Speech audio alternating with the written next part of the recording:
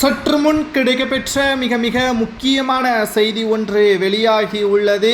ஸ்டாலின் அவர்கள் தலைமையில் பேரணி வருகின்ற சட்டசபை தேர்தலில் ஸ்டாலின் அவர்களுக்கு ஒட்டுமொத்த வெற்றியும் திமுகவின் தொண்டர்கள் கொடுக்க வேண்டும் என்பதற்காக ஸ்டாலின் தலைமையில் பேரணி நடத்துவதற்கான ஏற்பாடுகளையும் செய்து வருகிறார். ஆனால் மக்கள் திமுகவிற்கு எதிராக இருப்பதாக எடப்பாடி பழனிசாமி அவர்கள் தினம்தோறும் பிரச்சாரத்தின் பொழுது தெரிவித்து வருகிறார். அனைத்து இந்திய அண்ணா திராவிட முன்னேற்ற கழகத்தின் பொதுச் செயலாளர் எடப்பாடி பழனிசாமி அவர்கள் கூறுவது என்னவென்றால், திமுகவின் தலைவரும் தமிழக முதல்வருமான ஸ்டாலின் அவர்கள் அமைதி பேரணியை நடத்துவதால் எந்த ஒரு பயனும் இல்லை. மக்கள் திமுகவை எதிர்த்து விட்டார்கள், அவர்களை புறக்கணித்து விட்டார்கள். நிச்சயமாக திமுக 7வது முறை வெற்றியடையாது. தொடர்ச்சியாக 2வது முறை ஸ்டாலின் அவர்கள் முதல்வராக பொறுப்பேற்க முடியாது என்று எடப்பாடி பழனிசாமி அவர்கள் கூறி வருகிறார்.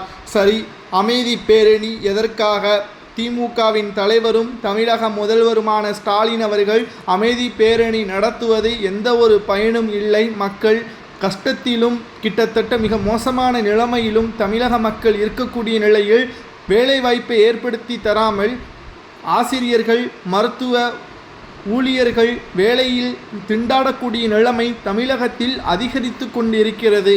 ஆனால் ஸ்டாலின் அவர்கள் அமைதி பேரணி என்று தேர்தல் நெருங்கும் பொழுது நாடகமாடுவது எந்த விதத்தில் நியாயம் என்பதற்கேற்ப பல்வேறு அரசியல் கட்சி தலைவர்களும் விமர்சனம் செய்து வருகிறார்கள்.